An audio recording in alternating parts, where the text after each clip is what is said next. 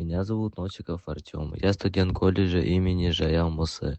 Я выбрал профессию сварщика, потому что считаю ее не только важной, но одной из самых перспективных на сегодняшний день.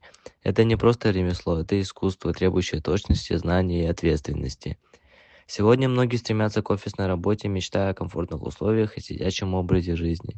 Но я считаю, что настоящая ценность в видимом полезном труде. Профессия сварщика позволяет создавать что-то своими руками, видеть результат своей работы, будь то мост, здание или сложная конструкция.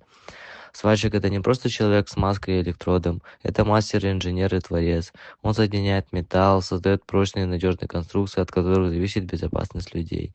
Благодаря сварщикам строятся корабли, самолеты, железные дороги, трубопроводы, заводы и даже небоскребы. Их труд — это основа современной инфраструктуры. Мне также нравится, что эта профессия дает свободу выбора. Можно работать на заводе, на строительной площадке, в других городах и даже странах. Сварщик востребован везде. Это профессия, которая дает шанс не просто работать, а строить карьеру, расти профессионально и финансово. Я считаю, что сварщик — это профессия будущего. Металл, конструкции из него будут нужны всегда, а значит и специалисты, умеющие с ним обращаться, тоже.